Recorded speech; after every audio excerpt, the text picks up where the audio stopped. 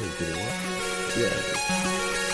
Why is the music taking so damn long to start? It started for me. On my end, it's showing the wait. All right, there's the music. Get out of the way. That was it. Let's start the show. I only got an hour today. I have work this afternoon, so I can only stream for about an hour. But anyone's welcome to take it over to theirs afterwards if y'all want. Anything going on in the world that I should know about? I just looked at the news. All I saw was the Michigan primaries are happening. Odyssey landed on the moon. Oh no! Yeah, I didn't see it was who is that from? Is that NASA or private? Yeah, well, so it is private, but it's overseen by NASA. Like and by overseen, I don't mean like, oh, they like are kind of looking over the shoulder. Like they're running. NASA's running the show. Who is NASA? Yeah, I can't remember the company's name. I'll have to hang on. So, do you think we really landed, or? No, we did. We did. Somebody's garage with the lawn chairs and umbrellas. We successfully landed. I was watching Benjamin Boyce just before I got here. He had some conspiracy lady on, and she was. I thought it was going to be like debunking conspiracies and how to avoid. Was she suggesting? She was full blown conspiratorial. She belonged on this show. Like she was more conspiracy than half the people on here. How did that happen? All the different groups, like all these different entities. How does that happen? How? And like all of these entities, like there were hundreds of them, and each entity has like probably hundreds of people within it, and somehow they were all coordinating to control and enslave humanity. That just staggers my brain. Was she one of the people talking about group soul complexes and shit like that? The what? Group soul complexes. No, she wasn't that mystical about it, but it was stuff like mind control and centralizing power and using that centralized power to control and manipulate minds, which people have been trying to control my mind my whole life. Like, good luck. I don't think human minds are as easily as controlled as these conspiracy theorists think, because even if somebody were attempting to manipulate or control my mind in the past, they haven't been very successful. Like, I'm not a good candidate for hypnotism. I've had friends that tried to hypnotize me. I've had psychologists try to do things with my mind, all kind of stuff. So me too. No one you can just walk out of your house and all of a sudden you're doing something you don't intend to do because this mind control machine is manipulating your brain. That's so sci-fi to me. I mean, I wouldn't know. I love civic duty and civic responsibility. Like, call me like crazy or retarded, but I like, if you have someone in society like that does like, why would you, even if they're insane, it's still beneficial to society to let me be that way. Like, I would support all of the crazy people that enjoy civic duty, civic responsibility, paying taxes, voting, all of that. Like, regardless of your opinion on it, I would support it. All right, I'm looking at the moon pictures.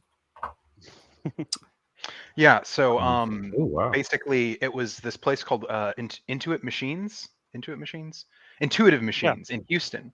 It's an unmanned vehicle. It went on the south side of the moon, a place that we've never been to, and it took some pictures before it finally died.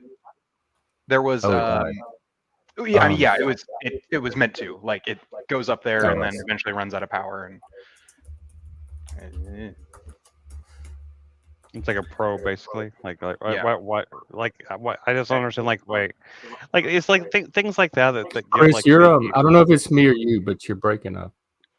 Oh, okay. I think the lander fell over. Did it not, Lib? It did have an off-kilter touchdown. Okay, that is aluminum foil. Yeah, there's no live stream of it. That is gold aluminum foil. That is so obvious. It's so that obvious. Is Riddle's wrap. It's obviously fake. What? You're not serious, are you? I'm joking. All it did was my whole reality was crushed for a minute. I'm like, wait a minute. I thought you guys were I was being incredibly ironic. Like, hold on. I was supposed to be the crazy one here with my Alex Jones rhetoric or whatever. But I don't know. I don't know if we want to get into a competition on this. Oh, Yeah, like the James Webb Space Telescope thing, like it would really cost that much money for a shiny little piece of like gold metal to be sent up into space. I don't think so. You know, where all the money come from? $20,000 for a hammer. No, I know somebody who remembers that line. Don't get me wrong. I do actually understand why it costs that much, but the price tag on the James Webb Space Telescope is like insane. Oh, it's in multi-billions, isn't it? I know it's like this multi-billion-dollar thing, and you see you actually see it like it's simultaneously both impressive on one hand and also like really that cost that much. What is this? The James Webb infrared telescope, the Deep Space Telescope. It's like actually in a it's this honeycomb, like this honeycomb pattern, like giant, like golden mirror looking thing, and it just looks very. It looks it looks like a honeycomb. Yeah, and I mean, it looks. I mean, it's not an art project though. It's not. I'm sure there's scientific reasons why it looks like it looks. Yeah, no, it's produced some amazing results. I'm not talking shit about it. I'm just saying you just look at the thing though, and you're like you see like the price tag on it, which is like I don't know, I don't know if it's $20 billion or something like that, but some insane 118 million actually. 118. I thought it was. Yeah, but think of all the labor that has to go into the design and all the science and but part of it is Jeff. So it's not just parts and material you're paying. Sure, yeah, no, I know, absolutely. I'm just saying, like, just from the layman, if you don't know what you're looking at, if you just look at it, because I looked into it and I understand it now because I researched it. But if you just look at the thing and you see like the price tag on it, and you're like, yeah, where did all that money go to? It looks like some shiny saran wrap. I mean, like $40 an hour to test materials for NASA. Like they have to test every like little element of every piece that thing is made of. You have to be very careful. But I was actually reading there. So part of the thing, this Odysseus launch was basically supposed to help gather information for their Artemis program, which if you look into that, that's wanting us to go back to the fucking moon. Like put people on the moon again. Yes, we should be. We should be wanting to colonize that shit. Yeah. And that's it got delayed back to 2026, but maybe it'll. Yeah, I never understood like why they're trying to colonize Mars before even like trying to even see if we can even get a couple of people to survive on the moon for like I mean, we could build a habitat on the moon, just like a research station. It shouldn't be any more. I mean, honestly, extreme in terms of temperature, and in terms of like living condition wise, it's different, but it's not too far removed from from a station in the South Pole in Antarctica. You know, it's like the gravity would actually make it easier to construct, but we would just have to get the materials there. Yeah, you have to get the materials there, which is the difficult part. I mean, true. If you step outside of the research station in Antarctica, you can survive for a few minutes before the cold kills you. Have you guys seen Raised by Wolves by chance? Seen what? Raised by Wolves. I've heard about that show. Well, it's a sci-fi show where it's based in the future and the Earth is dying, and we basically set off to colonize other planets. There's a war. The big war is between the atheists and the theists, the God believers. So it's right up the alley of this whole community. I mean, it's good? I imagine it's what we'll all eventually evolve into. It's based on Isaac Asimov, though, isn't it? It's HBO. The first episodes were directed by Ridley Scott. Yes, it's really good. I'm surprised it got canceled. But, well, Chris, see if you can find it. I have it already. I can play it. Oh, okay. Sure. But yeah, it's a really good show. They have these packages that they just throw out and they fill up with like concrete, and then it's fucking hard to explain. But basically, it's like an insta shelter. But we get a few of those to the moon. We don't have magic technology yet. Right now, the way that we need to, the only way to get material. Yeah, I know. My dreams are crushed. I'm stuck in this ancient time. Material up to the moon is to strap it to a rocket. Yeah. And until we can 3D print it. That's a good point. Ender 2 is you won't be able to. nice. I mean, get one of those up there. Be able to make it work off I guess a moon you still rock. need the raw material. Yeah, that's Right part of the from. problem. Yeah. But the entire moon is made of regolite, which is basically powdered rock, which is also basically what concrete is. So we could bring a host of chemicals there and utilize the existing moon dust to build structures. We should all go work for NASA. Why are we I'm wasting our time doing it? I'm not sure that's how that works, Jeff. ChopperJeff. Why not? I think no. Why not though? Because I've heard scientists actually talk about this, that the stuff that the moon rock dust the moon is made of, if they set up some sort of like mining type thing, they could mine the materials they need to basically print the structures with like on a large scale. I mean, yes, it's kind of like sci-fi magic stuff still at this point, but the technology is basically there. It just hasn't been built. It's like it's possible to do it. It just hasn't been built. Yeah, you know, like no one's tried to do this. Send me up there with a shovel and a bucket of water, man. I'll have that shit built. I mean, it's not like tomorrow someone couldn't just be like, yep, we're gonna do this tomorrow and it'll be fine. But like we basically have all of the building block materials like invented and set up. It's just a matter of someone funding the actual like machinery and funding the setting up a moon rockets base and everything like that. If you thought $118 million was a lot of money, oh boy, am I gonna wow you with how much I think it would cost. No, and by the way, I wasn't even like I wasn't even talking shit about that number. I was just like joking about like the fact that how people take like was it like what Flow State and everybody's talking about like that's just some lawn chairs and like, I was just making fun of that kind of thing. I haven't heard. I haven't got into that with Flow State yet. I fully understand. I don't know if it was Flow. It was on his show. I think it was. I don't doubt. I was in the minority. Let's just say that. He thinks everybody's an actor. I was there. I fully appreciate the cost of all that stuff. I mean, yes, and I know like because like the amount of cost right now, because like one of the major things is right now we can't have people stay up on the moon long term and like survive. Yeah. So we would have to have a lot of fucking trips up to the moon. Well, yeah, we did it 13 times already. We had somebody survived the on the ISS for over a year. Well, that's okay. So the ISS and the moon are two very different places. First off, the ISS is still relatively protected by the Earth. Yeah, that's true. That's true. It is fairly low in the Earth's atmosphere. That's true. That's true. But I mean, as long as you're staying away from the dark side where all of the stuff, all the meteor impacts usually are. Since it is tidally locked and everything, I mean, it seems like it would be fairly easy to establish at least a line of sight for somewhat fast communication and like things like that. We need a live stream camera on the moon, like 24/7. There have been people who've talked about like what, where like the best area for a moon base would be given like what we know, and like the poles seem to be the best ideas because you put it near a pole and then you get to sometimes be on the dark side, sometimes be on the light side, because the problem with being on the light side of the moon is a lot of fucking radiation. Like a lot.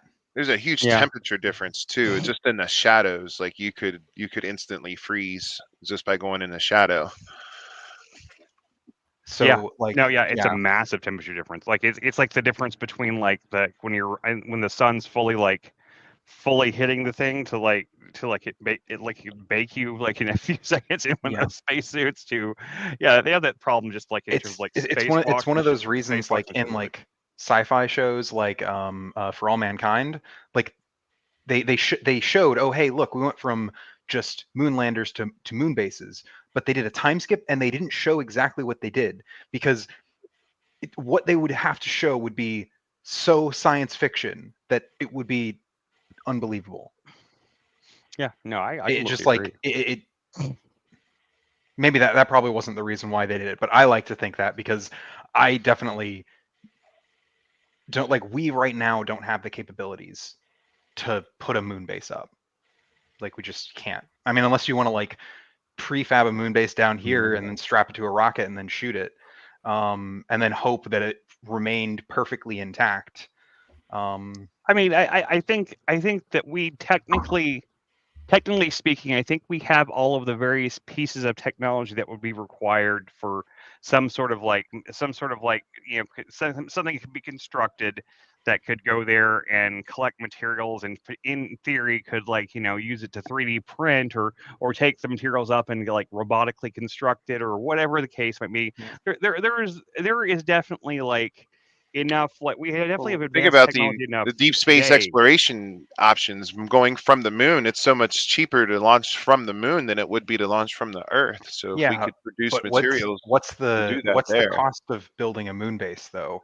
Because I think it's a lot higher than what you think it is. Yeah, it's astronomically I'm sure it's in billions, multi-billions. No, probably trillions. Probably trillions. You're looking at possibly 2 to 3 digits of trillions, because definitely. I mean, I still think it's worth it. We don't have that kind. Like, that's not the kind of money that's in like. I mean, I have a hard time saying that it's necessarily. We can shift our priorities. Yeah, they never talked about the budget on the Enterprise. I'm not. I'm not. That's because they got rid of money in that society. Like, just use phasers. We're gonna save money on torpedoes. I'm not saying we should shift our focus away from like space exploration. It's just we need to be realistic about what our capabilities right now. Well, I do think you don't think they are a good idea to. I'm like literally playing Starfield right now. So yes, no, they have thought about this, and that's why all of our 13 return mission or 12 return missions to the moon didn't include moon-based stuff, because it just seems like it doesn't make a lot of sense to me to. Elon's all obsessed with setting up his like base on Mars and everything. Oh no, his is even more unrealistic. Yeah, I'm just like colonize the moon first. I mean, at least why do you have to do the moon first? Because it makes more sense to use that as a test case. Well, I'm trying to understand. It's a much more logical launching point because you don't have to deal with Earth's gravity. I was going to say it's not just like a we need to do the moon because we need a test case. It's also the physics. Like, it's easier to do a rocket launch from the moon than from Earth.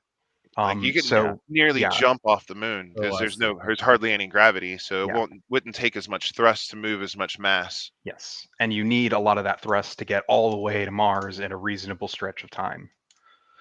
And by reasonable stretch of time, it's like 9 years 8 or 9 months. Is it only 8 or 9 months? Yeah, we can get them. We can get to Mars that quick. No, I don't know about that. That's not something I've heard before. From the moon, we probably could, but hang on. Maybe if you're talking about from the moon, maybe that's. I think it's. I don't think it's. It's like 8 or 9. It's like maybe a couple of years. The moon doesn't. Yeah, it's in the years. It's in like 5. It's like 5 years. Yeah. That's what I thought. Like they've talked to because I've heard people say before that like it was like it's like a several year. I mean, I think even for like a very small spaceship with like no. I mean, you're talking about like for like humans to get there, right? It has to be like a large ship that has life support to some degree and has all these like things. That's going to make it a slower journey apparently, and that was part of what I had heard. No, actually, so part of it. So first off, from the moon, it's not a time thing. It's not like, oh, we're going to save time. It's literally we can save on materials. We don't need to build as big thrusters or as big fuel tanks to push this thing out of Earth first and then onto Mars. We just need to push it off of the moon, which is has much lower gravity. So Liv, I got some news here. The trip that is being planned is actually expected to take about 7 months. Really? What? Yeah. Hang on, what trip is this currently? Can you tell me so I can Google this? NASA Mars exploration. I can post a link in private chat. Please. It's from the NASA website. Because like I'm open to like I don't know off the top of my head how long it. Yeah, I knew I didn't just make that time up. I heard that somewhere. Yeah. No. All right. Yeah, I believe it. It's not that matter of believing it. Mars take about 7 months. Okay. Yeah. No. Okay. If that's what But it also depends on when, like where the position of Mars when in the position of Earth relative. Oh to yeah, launch. yeah. There's a very short window every like 4 weeks. We can only go every couple of years. When or was it every couple of years? God damn. Yeah, it's every 2 years for the most optimum trip. We could go, but it would take much longer.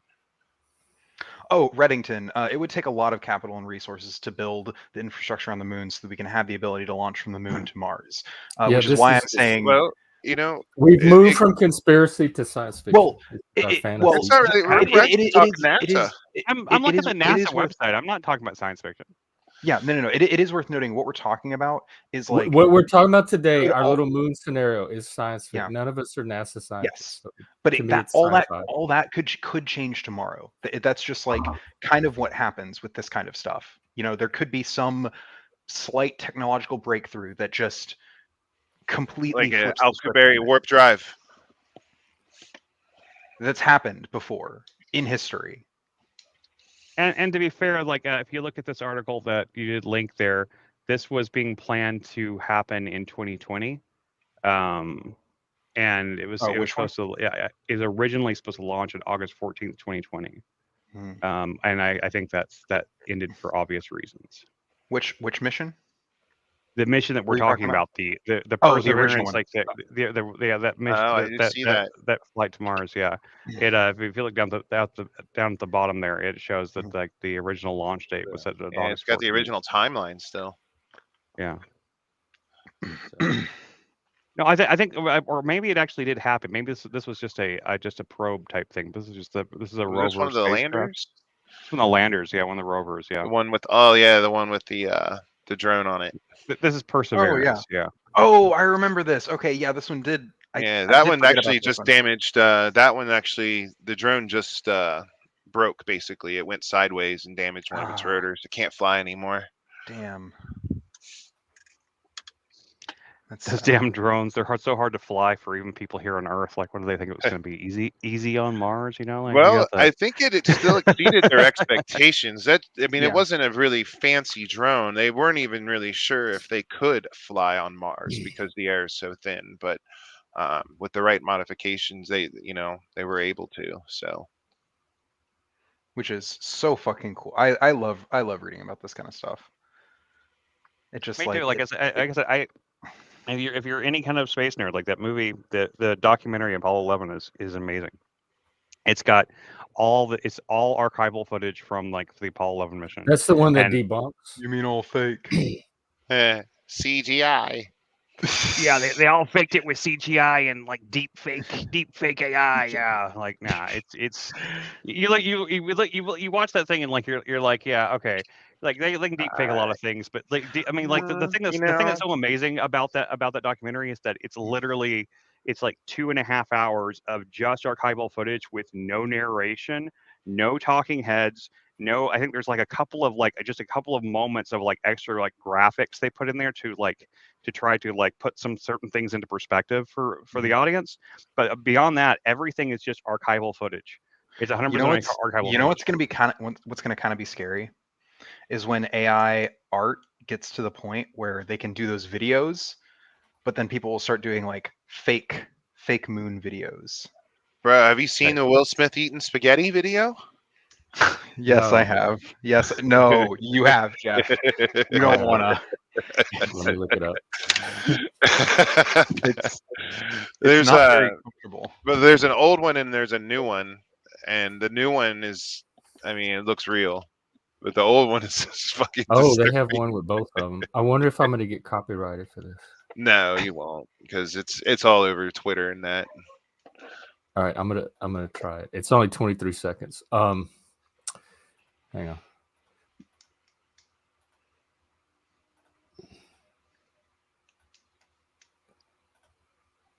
This is all AI. Oh, that's hot. That's hot. Keep my wife spaghetti out your fucking mouth. Getting spaghetti with it. Yeah. Woo! Yeah. I said I was by the end of the year, year of AI. By the end of the year, it's going to be unrecognizable from what it is now. Wow. My Luddite is like struggling. I'm struggling to keep my Luddite in. Yeah, I kind of want spaghetti. Yeah, that AI made that spaghetti look delicious. I think it looked like it doesn't look like anybody ever has much fun eating anything as AI Will Smith did till the end AI spaghetti. where he's eating the dude's dreadlocks. Ugh. Yeah, but he looked so happy about it. Just like even that part was like, yeah, must be great tasting. Oof. AI horrifies and terrifies, and also amazes me. It's a confusing mix. Yeah. There's a lot of things they could definitely. Deep faking has come a long way. So, and that worries me. That just Yeah. Yeah, we already can't really trust anything that we hear or see. Now it's just another element to that. I wouldn't phrase it like that, but I would agree with the sentiment that it is. How would you phrase it? That I think it's always good to be skeptical of the biases of your sources on anything. Yeah, I think that's well. I think that's part of it. I think doing some critical thinking of your own and piecing reality together for yourself with the tools you have is the other part of it. Like not solely relying on even the biases. No, but like you can't like fully rely on the source is just the starting point. There are things you have to do with that source. No, I agree. Yeah. I agree, but like at the bare minimum, we're kind of at the bare minimum right now, where I at the bare minimum just want people to be better about the sources of information they use. I do too, but I've never been able to control that. How do you get around it? I mean, I don't. From an I would love to wave a magic wand and have people be smarter and more discerning and everything too. And I think it just. How do you go from just a fantasy to? Is it even possible in reality?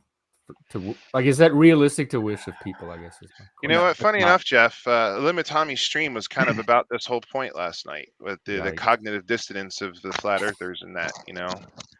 Is Tommy? He's a not flat earther. No, Tommy's a total globe earther. I mean, he's kind of a little rough around the edges. Well, we're on the same side there. Yeah. But I mean, he really was inviting that discussion up because he wanted to know, not to discuss flat Earth, but just why do you not trust the things that you can prove with science, and why do you not trust science? I don't think they understand science. The ones I've talked to, I think it's a combination. They're like 5th and 6th grade and look at their science report card. They also the way they use the word science just does not. It doesn't feel normal. Like they're using a very they're talking about big science, institutional science, and it's more about trust and authority than the method and technique of how to seek truth. Yeah, I think that's a which also like that's one of the things that gets dispelled very early, or at least did in my science classes. So that's another thing that makes me wonder how far they got in science in school, because you don't really get to high school science still thinking that if you've learned science.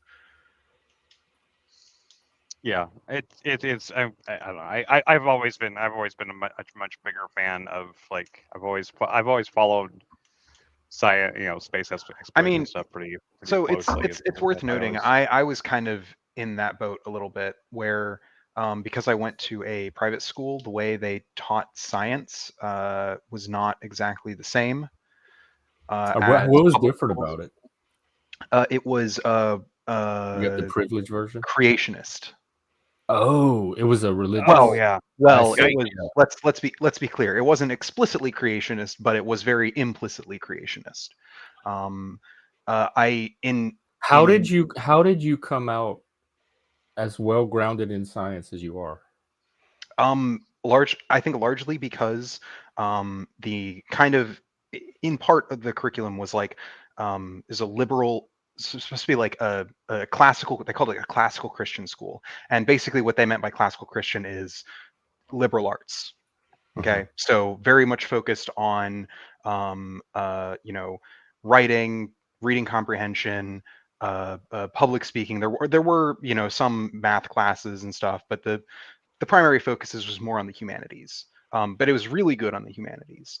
And because of that, like they just taught us sort of the basics of logic. And I think logic and the scientific method, or at least like they are related topics, and as such, a lot of the things when I began to sort of like grow out of, like when I was in like late high school, early college, and I began to sort of read things for myself and realize that, oh shit, I've just been like taught things incorrectly for a lot of my life. Like from the school system? Yes, from the school itself. Which do is they one of the teach?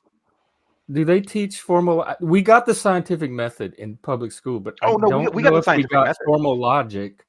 We might have got a little bit of Boolean algebra in freshman math. Oh no, we got the scientific method, but that scientific method was then, you know, the whole like theory of evolution was tossed under the bus, which means that a lot of fundamentals of which is, it's not really theory.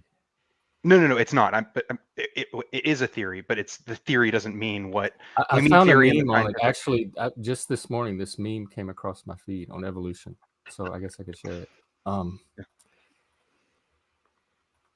Maybe this will help. Evolution is just a theory. Actually, evolution is an observed scientific fact. The theory is just the best explanation for that fact. Just like the theory of gravity explains the observed fact of gravity, and it's not just some wild guess that gravity exists. A scientific theory is a coherent group of tested general propositions commonly regarded as correct that can be used as principles of explanation. I keep talking about explanatory predictive models. Like that's what science is trying to go after, not this other stuff that people think it is. Yeah. It can be used as principles of explanation and prediction for a class of phenomena. It's not just some wild guess or baseless assertion like God did it. Reddington asked, how do you observe millions of years? You don't observe millions of years. You observe. I was going to take that. Oh, okay. Sorry. Take it. Sorry. Please take it. You can observe the radio decay in carbon atoms. So, for example, like you can tell how long something was alive or existed based on how much it's decayed. That's radiocarbon dating. Yeah. I remember that in public school too, science class. Yeah. So interestingly enough, we also learned about that. However, my teacher broadly dismissed it, saying that it was often wildly inaccurate. It has been inaccurate. It has been. I mean, anything could be inaccurate. Any measurement. Oh no, I'm aware. But like the thing is, you don't like discounting the entire category of radiocarbon dating is ridiculous. That's not how a science educator should be educating kids about the nuances of radiocarbon dating. Well, the thing, you have to take more than one measurement because different parts can have different ages, and then there's other elements that may have contaminated the sample. So there's a lot of factors at play. Yeah, radiocarbon dating can be wildly inaccurate if it's not done properly and under the right conditions, and it's not being done with the right people. And because there are people that have tried to use radiocarbon dating to try to prove the Earth is only 2,000 years old or whatever, or 6,000 years old or something like that. People try to use to prove that, and they're just as I think they're just as off as a lot of the people that have. I mean, I think human life has been on the Earth a lot longer than like the scientists at this point are like, that they've believed up to this point, because like we've got all these new archaeological dig sites that show that are much older than their previous estimates are. So like we've got both. Science. You have many different people working on it, and you reconcile it and coordinate to the best of your ability.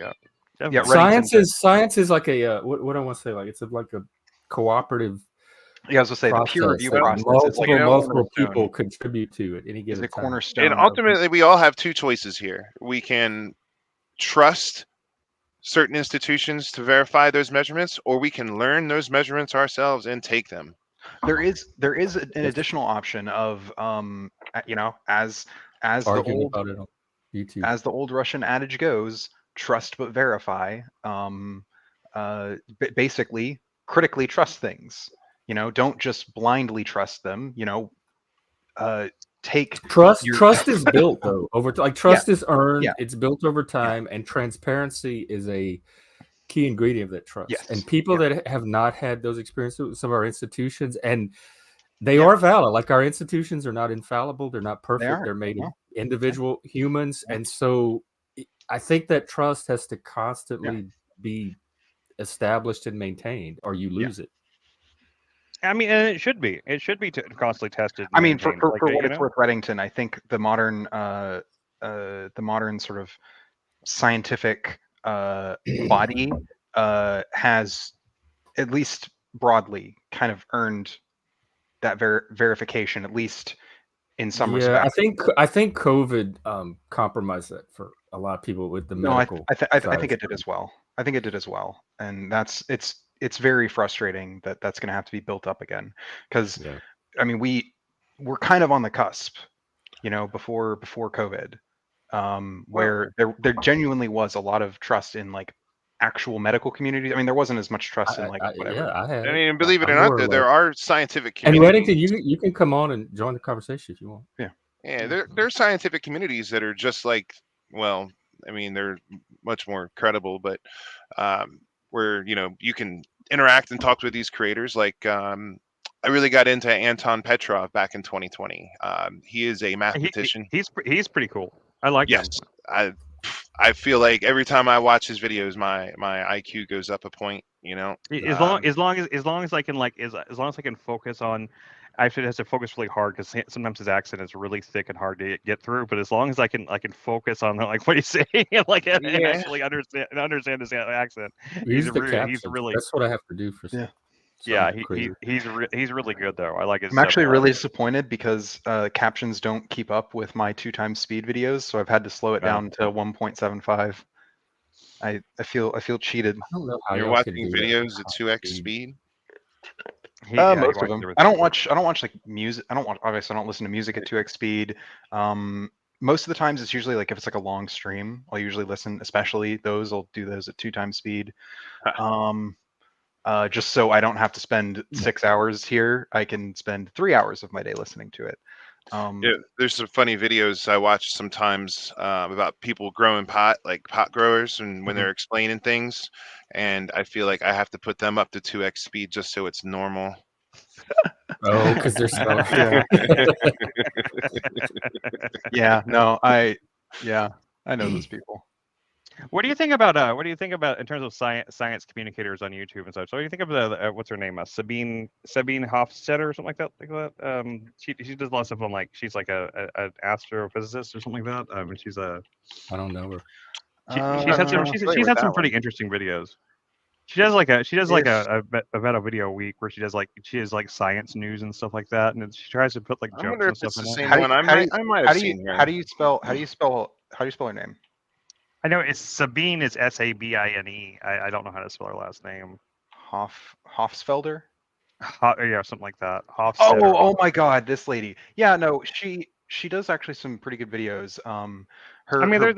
There's some things I've seen that were kind of questionable for her, but I think she's very good at debunking. She debunks a lot of things that I think is a lot of myths and stuff within her lane. Like if it has to do with like science and technology. And I think astrophysics was her thing, wasn't it? Yeah, she's an astrophysicist. Yeah, she's like a fairly highly respected one for that matter. Yeah, when she kind of steps out of that lane, though, she has some pretty silly takes. What about Neil deGrasse Tyson, whoever he is? I mean, he's fine. Carl Sagan. He's fine. Yeah, he talks to a lot of interesting people. Yeah, he's kind of woke these days. I watched his science specials and they made sense, but then the wokeness came out and he kind of strayed from some of it. Yeah, I mean, it didn't stop making sense. I'm sure. At least with the social, psychological stuff, the physical stuff he made. But once again, that's the case. Any time, so as an astrophysicist or talking about social sciences and stuff like that, I think there's room to put a critical eye on what they're saying, because I thought the things that I've seen Neil deGrasse Tyson said, I thought he actually presented the pretty clear and coherent worldview. Like when he was doing, until like a year ago when I saw on Twitter about the gender thinks stuff. biological men should be competing in women's sports, though. I can't. I've only That's not even a scientific. Maybe on the medical side, like the competitive advantage, the physical advantage males might have, etc. But that's not. The ethics of it is not a scientific question. My thing is, I've only seen his conversation with Ben Shapiro on it, and I mean, I don't look at Twitter, so I don't know what he says on Twitter. I just know in that one conversation, I think presented well. I think I just saw a clip of him was saying cringing. something about. Were you? I mean, I was cringing at Ben because it kept escalating. Like he came out and he said something, and then people dogpiled on him, and he doubled down on it. It just kept. Oh, you're talking about the Twitter thing. Worse and worse. Okay. Yeah, I didn't see him on Twitter. I don't really like looking at people on Twitter, so I guess that's. I mean, I'm glad. I'd rather people listen to him than say Bill Nye the Science Guy, who isn't actually even a scientist. He's woke too. Yeah, I mean, he went down the same rabbit hole. He's a fine science educator, I think. He's fine, but he's not. But people he's not like I don't particularly like him, but that's just like he's not. He's fine for communicating science like to children, but they bring him on as like a science expert onto you know like cable news and stuff like that, and like he doesn't have. He's a science educator for he's a studio guy, man. He's an actor, like I know he's basically about the equivalent of like a high school. It's like a high school teacher basically. He was like on a high school reality teacher show too. Yeah. He was fun to watch. I mean, he was an entertaining guy when I was a kid. I just, I feel like the political agenda has gotten there too. Like what political agenda? He's doing. One of the show. He had the most recent show that he did. I haven't watched it. I just remember back whenever he was on like he was showing up on cable news and stuff back whenever I still paid attention to that. Yeah, he's on the females should be competing or males should be competing in female sport thing too, because gender is a construct stuff. Is that his reason? Is that the reason he gave, or is that like the video had both of those things, and so you're saying the one is because of the other? I don't remember. I'm pretty sure he came pretty hard down on like the gender as a contract thing, but that's still. I mean, it's not that big deal to me. No, I'm aware. I'm asking because it's it is important if he were to say at one part in the show say gender is a construct, and the other make the argument for desegregating or not desegregating, but allowing for trans people to participate in the thing that they want to and saying that like there's a difference between saying those two things in one conversation and saying that the sports thing is because gender is a social construct. It was along those lines, that's the impression I left with when I saw whatever that was that he did about it a long time ago. That is not I did too, and that's not the impression that I left with. Oh, wow. I don't remember. So I mean, and it's not worth going back and rewatching. I remember it being kind of dumb in general. It wasn't very dumb. It wasn't even that I disagreed with him. I thought the whole segment or whatever it was that I was watching was just very cringy as fuck. It was very cringy and very poorly put together. I just didn't feel like any of the points that were being made were seemed to be being made by. It's like he's very good at, because he's like a children's science educator, right? So he's very good at putting things in terms for small children, and that's like maybe that's fine, but I think like whenever he gets into like higher science kind of areas or more complicated things, he oversimplifies things to a point where it kind of makes him and the science and everything look a little bit like childish, So I mean, it's not necessarily even his fault. I just think he was propelled to a degree of like it'd be the same way of like if we had Mr. Wizard from like when I was a kid, like like showing up on. Who's Mr. Wizard? Mr. Wizard was like Bill Nye from when I was a kid, or it'd be like Beekman from Beekman's World. Like, can you imagine having Beekman come on like the on cable news and like and telling you serious things about science and like and people listening to him like it was like. I don't think Bill Nye is like at the Beekman level. I think he's pretty much the same thing to me. I don't know who they did a human and a Muppet. There's still like a Beekman's World was just like Bill Nye, but it was wackier and more nutty. But they did real science experiments. Interesting. Yeah. If you look at Beekman's World, go woke too.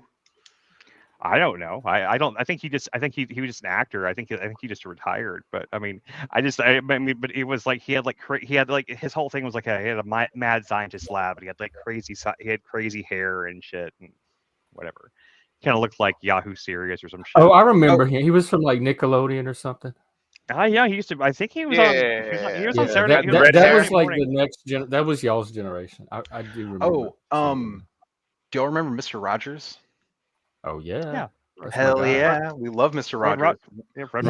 Woke as shit. I had a friend. She left a comment on one of my streams, and she said that she listens to my show, and I'm like a calming, gay, satanic, autistic Mr. Rogers. If Mr. Rogers was a gay, autistic Satanist, and she finds my show very calming, like Mr. Rogers.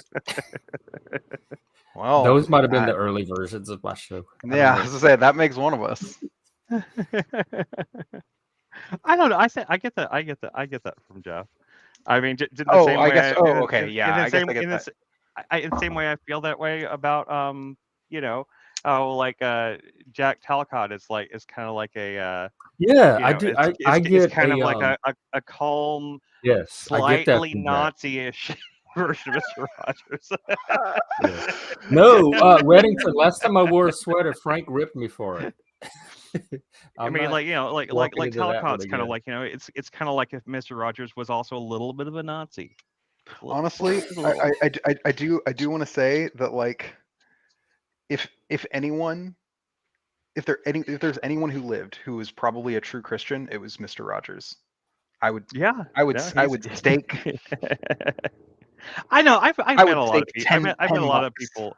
I mean, in terms of like in terms of public figures, maybe I could say that maybe, but I mean, in terms of like, I mean, I've met plenty of like really good. I mean, as far as I know, anyway, people that seem to have actually walk that walk or like live their principles, kind of thing. I mean, he's not the only person, but I mean, in terms of like in public figures, he is pretty much like the ideal. Like, in terms of like. Yeah, he was a minister. He was a Presbyterian minister, and the specific like denomination of Presbyterian was like basically they would be called radically woke today. I mean, like they were they had women pastors. They were accepting of the LGBTQ, and like I don't see anything wrong with having female pastors. I think that's stupid. That's a lot more, I guess, quote unquote liberal denominations are the ones who will allow for women pastors, but Episcopalians and Presbyterians will both hit to some degree, and Methodists. Well, depends on if they're white. I just hear white, and I fall asleep. I mean, I'm sorry. What is it like? 70% of America is white. Sorry. Yeah, and it's my generation growing up, it was white, Anglo-Saxon, Protestant. Yeah, WASPs. All those rules you're talking about. Those are the WASPs. Those are all the WASPs. Sure. I mean, there's other WASPs too, because like I think in the modern day, you can probably delineate or add more to the WASPs, because like I think Catholics kind of have been homogenized in that as well. Are they kind of waspy now, Catholics? At least are they on the wasp ever since I've been alive, they have been. There's not really like the delineation is the church you go to. And there's different types of Catholics too. No, there are. I'm Catholic subcultures. We are painting very broad strokes right now. Oh, okay. But yeah, and then we also haven't mentioned the less inclusive parts of WASPs. You know, you've got Baptists, you've got other Presbyterians. Reformed Presbyterians are some of the most Baptist-like Christians I've ever met. Holy fuck. Who is? Reformed Presbyterians. Oh.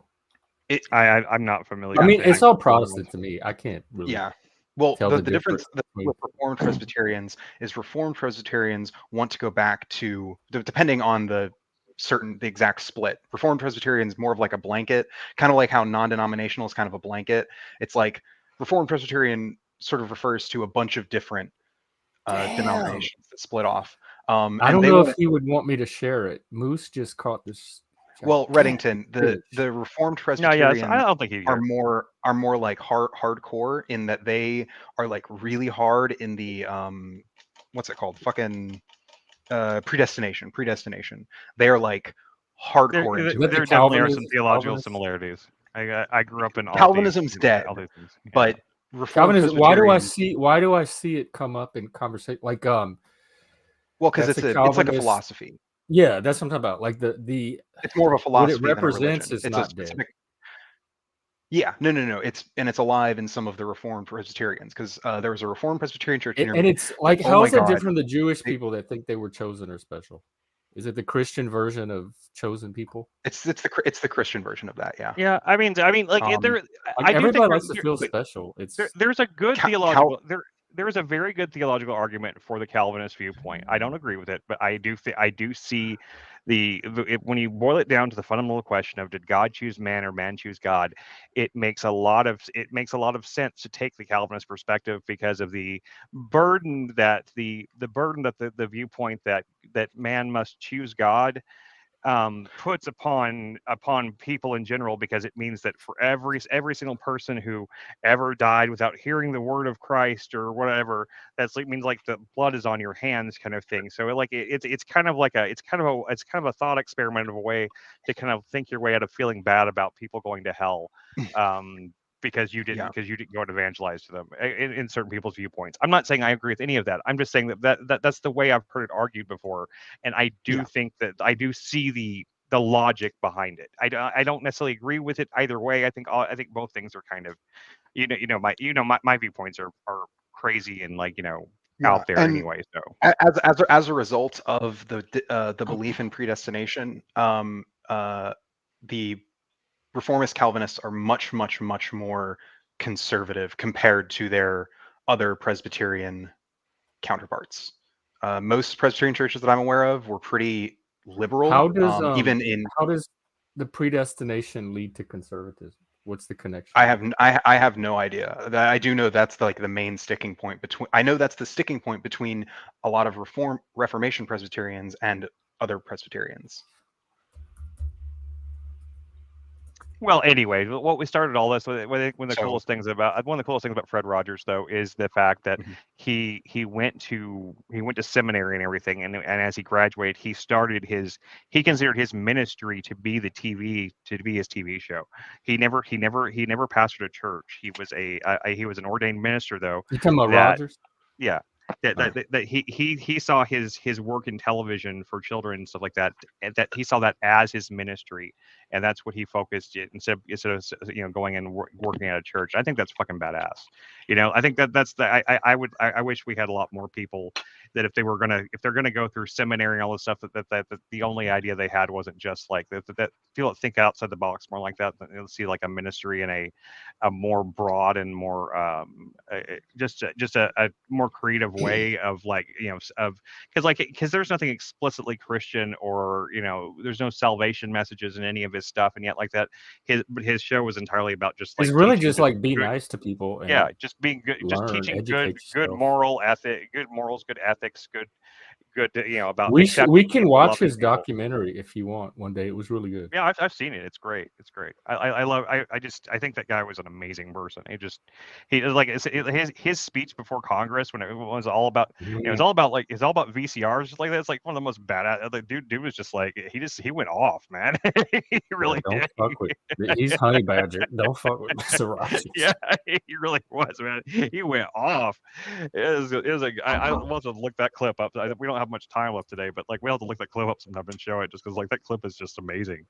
You see Mr. Rogers fired up and passionate about something. He's like, and yet still completely professional and you found Mr. Rogers creepy, really? I don't know. I can see. I actually get that. I can see that. I guess I can. I just It's kind of like a accusation out of time. Like we today think that he's a little creepy, because there are certain like behaviors that child predators will use to sort of get children on their side, and like we know about that. So like to us, it seems kind of creepy, but before that was like in the common zeitgeist, you know. Yeah. It was viewed as like grandfatherly. There's been a long line of seemingly wholesome grandfatherly, especially church adjacent or church type figures that have been discovered to be all kinds of like disgusting things now, and like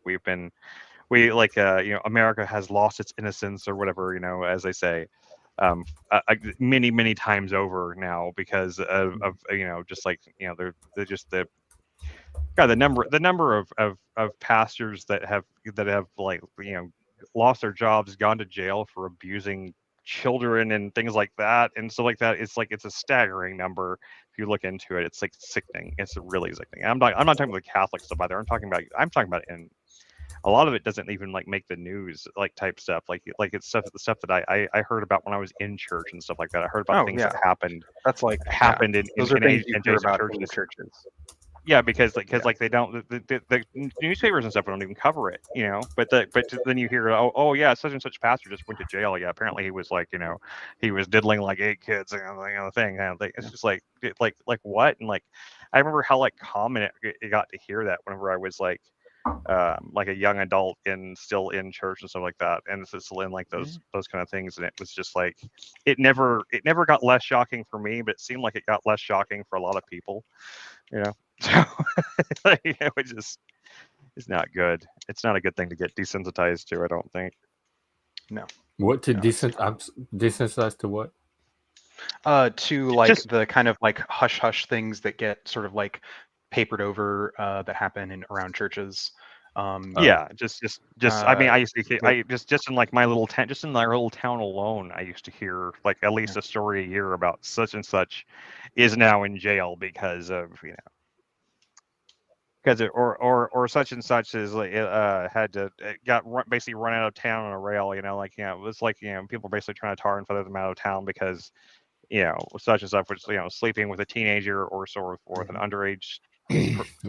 And so it's like, and it's usually those are, to me, that's like double awful because like you're older than this person, and like, oh my god, it's so fucked up. And not only that, you're a spiritual mentor. It's worse than a teacher. It's worse than like a teacher in high school by far. Yeah, by far. It's like it's so much. There's so much more trust that's placed there because of all of the morality and everything. Like and they use that against these kids and stuff like that. And, oh god, it just creeps me the fuck out. I mean seriously, like I mean like it's people like that that just like where you're like. Yeah, like you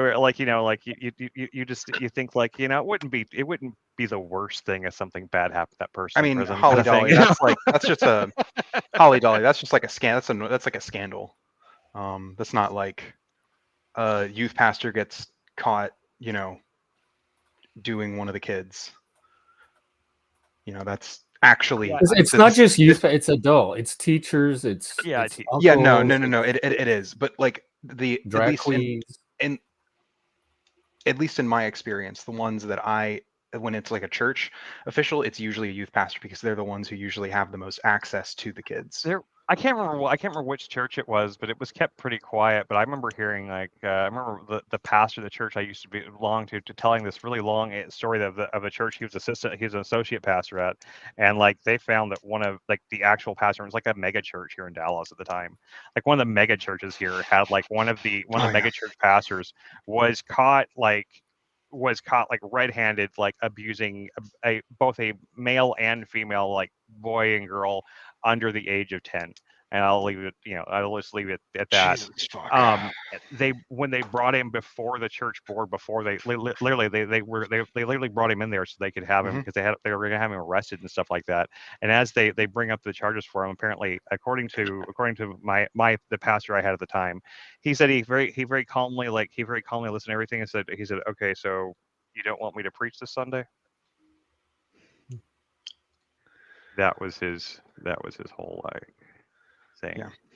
Yeah, it's very creepy. It's like that's probably you see things that's like that makes you kind of believe in evil to a degree.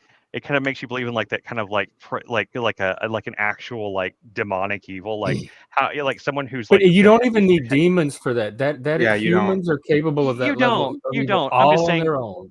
I know they are, and I completely don't. And I'm not saying it really was demonic, but I'm saying like you can just if you envision that scenario, and like that person just being there, like so what? You don't want me to preach anymore, or something like that? You know, just it just makes you kind of go like, wow,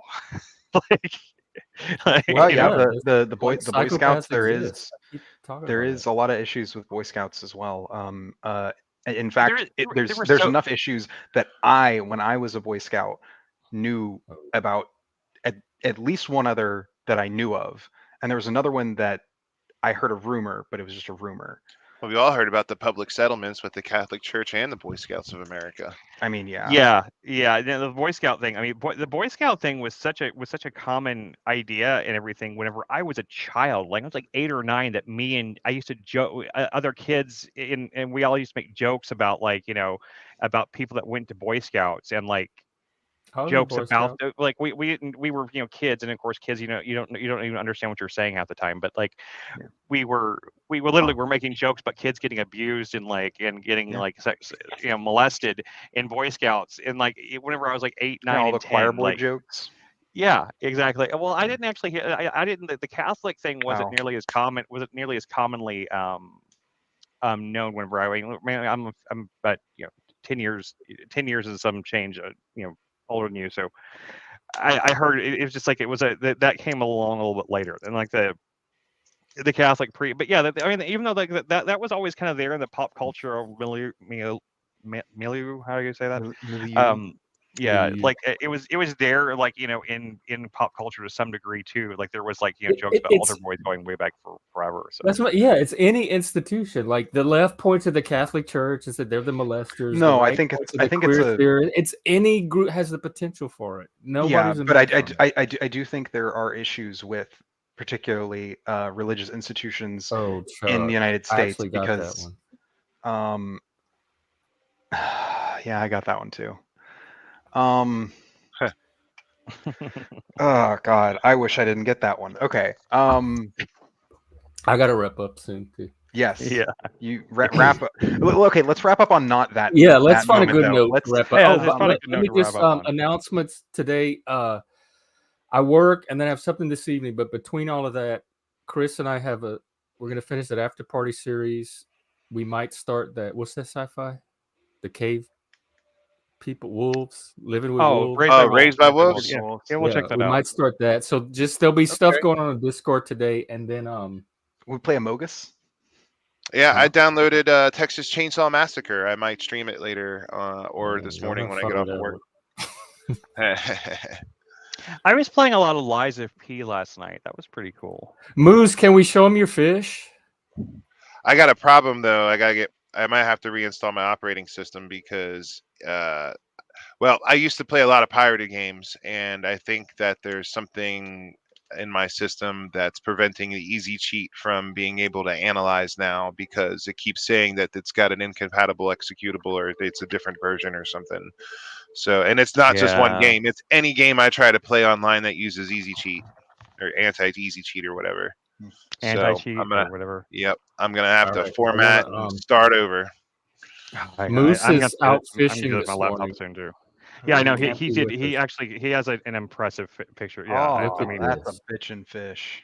I mean, I would think. I mean, you could tell that's real, but dear God, if like if he came back and said it was photoshopped, I wouldn't even believe. 29.5 pounds.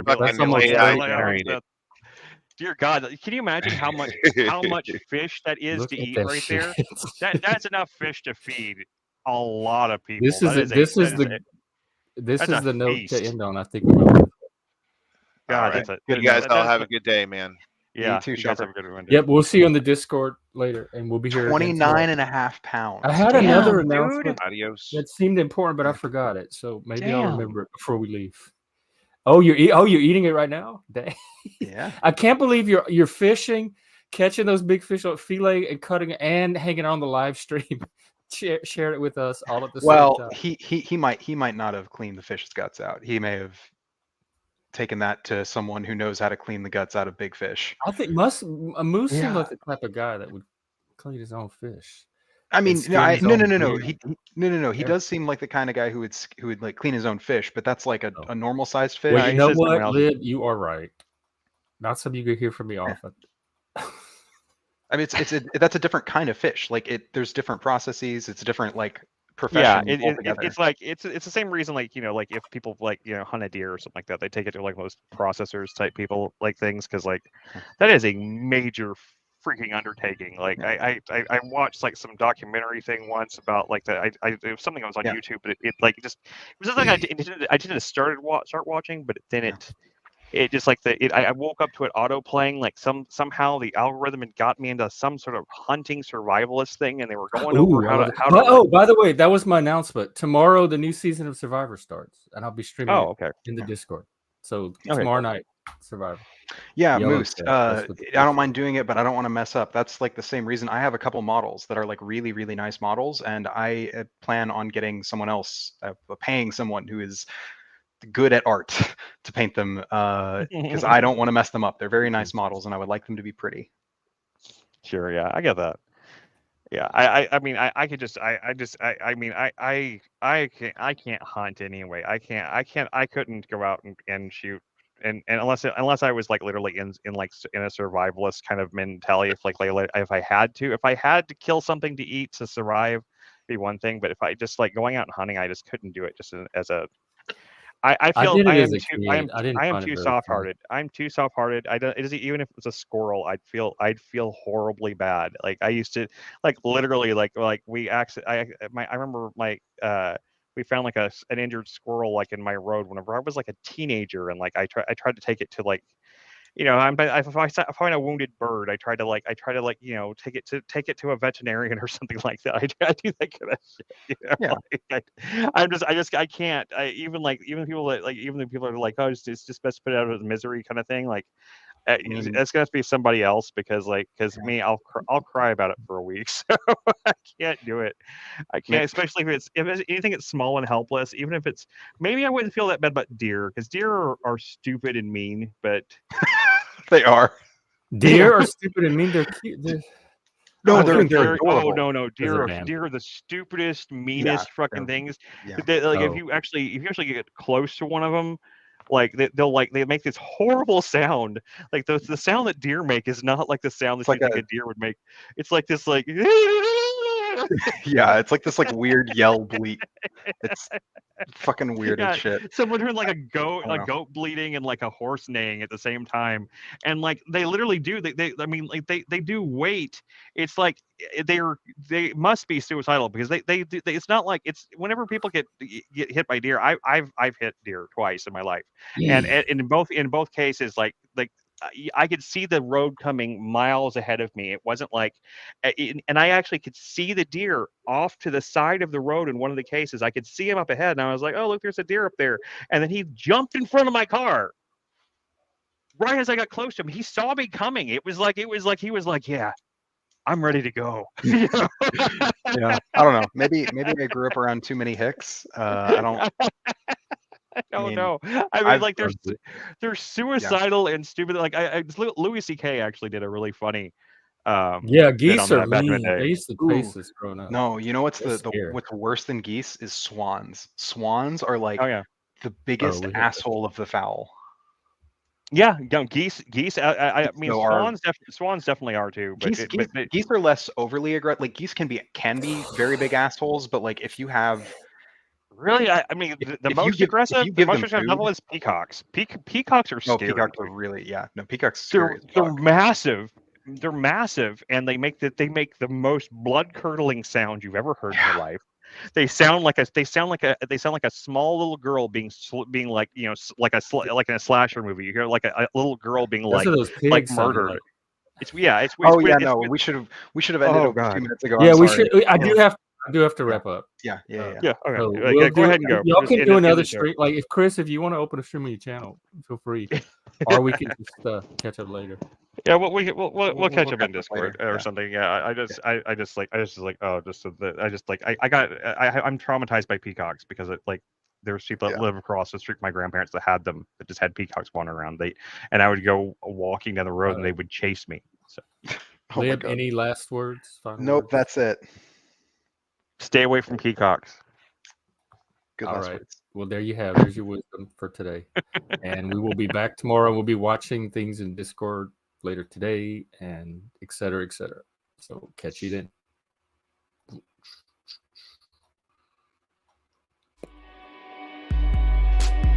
See how long the music's taking to play? It's like a lag in my in StreamYard. Anyway, bye. See you tomorrow.